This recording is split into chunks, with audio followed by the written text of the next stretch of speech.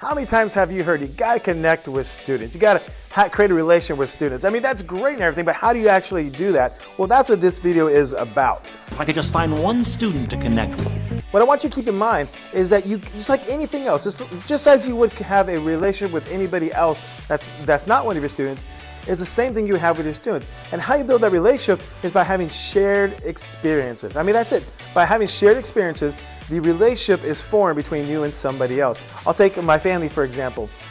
We used to do camping trips a lot. And when we sit around at the dinner table and we're thinking back upon, the trips we take, you can feel that energy, you can feel the connection between all five of us as we share the stories of how my son fell out of the camper, or we share the stories of the first time we need to clean out the RV tank. Oh man, that was awful, by the way. And the stories we have when we went looking for a Sasquatch. All these shared stories brings us closer together. So that's the same thing you're gonna have with your students. The more you have a shared experience with them, the closer you're gonna get to your students. And so in this video, I wanna give you some examples of how that looks like in my classroom. But before we do that, let's play that intro.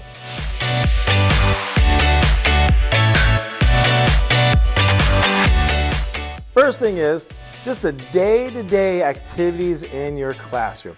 Now, this is nothing exciting by all means, trust me. Most of the work in the class, even for me sometimes, is kind of boring, right? You gotta go through information, you gotta do this and that.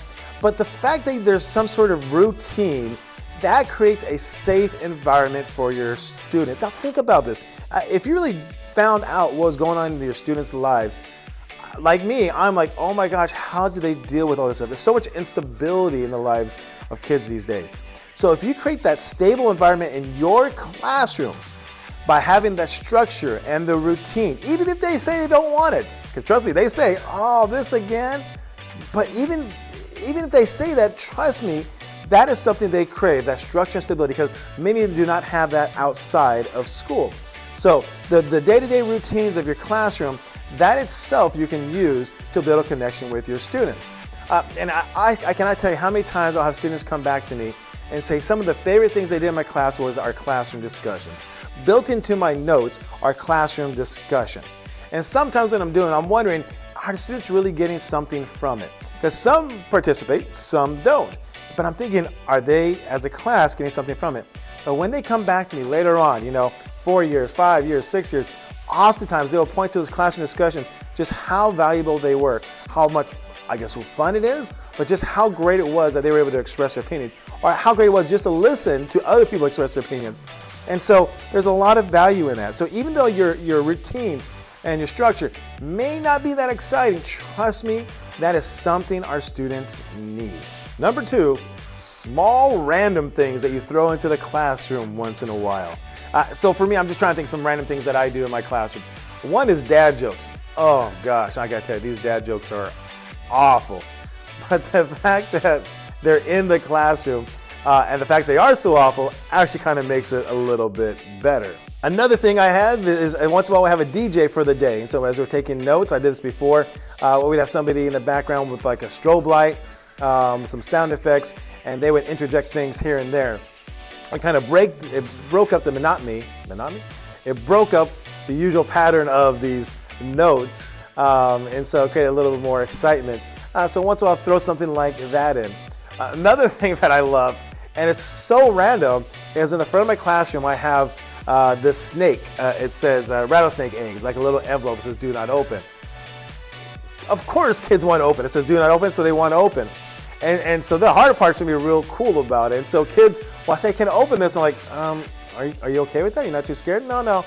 And so I'll let them open. And what it is there's a rubber band inside with a little paper clip. And when you open it up, the paper clip rubs against the paper and makes a little rattling sound.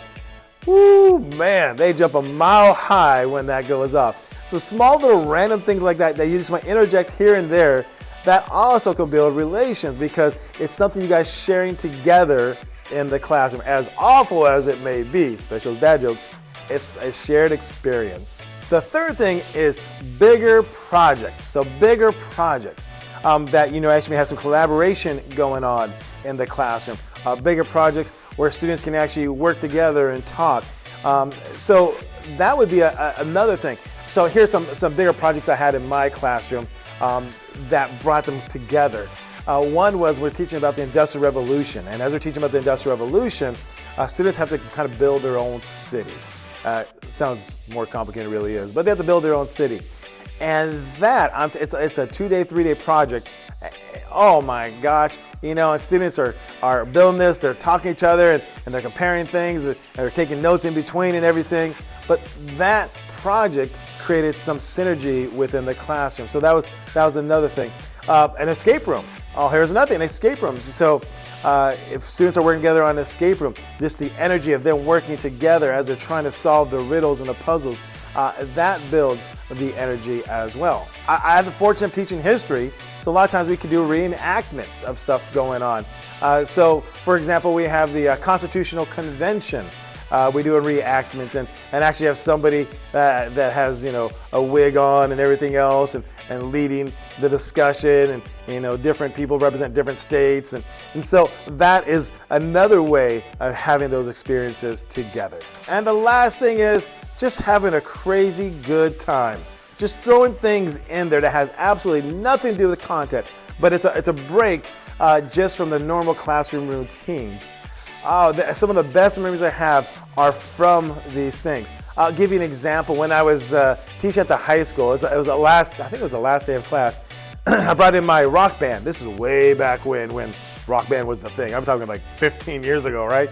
I brought in my rock band, and so we had the drums, the guitars, the microphones, and I remember this one class period, and you can't script these things, and I believe a Beatles song came on. I'm trying to remember the name of the Beatles song. Well, it's a good thing I don't know it, because if I sang it, then of course you turn off this video. But the Beatles song came on, and all at once, these students, we're talking 30 kids, you got students playing guitar, some are singing, but all the students are up and we're kind of swaying back and forth like it was a concert. And we're not talking anything violent. This is like pure joy coming out of that classroom in that particular moment. Now, I can tell you, for me, this is something I still remember 15 years. And that was just something that just naturally developed from us, you know, spending the year together. But that's an example of something you can have in the classroom. Another thing, oh man, it was like 2-3 years ago. It was probably my best year, 2-3 years ago. Me and another teacher, we had an award for students that if they earned so many points by doing good activity, doing well in the class, that me and this other gentleman would do a parody of Island Boys. In fact, if you're interested, down below in the description, I'll put the link for that video where we actually did the Island Boys. And we let the students basically draw on us as tattoos and everything else, and they created this little funny looking like hair for us and everything. And so totally something we normally wouldn't do, but the year kind of built up toward that. And so that would be another example of something that's totally random and crazy put in there. And this year, I'm thinking about towards the end of the year, once, you know, we have the whole year to create that classroom, right? The classroom environment. And at the end of the year, I'm planning to do a 1-2 switch. I've done this in my house. We have some parties come over, and students can join. They play these different games. They can use their phone. But I'm kind of looking forward to having that at the end of the year. And so that'd be another example to bring us all together.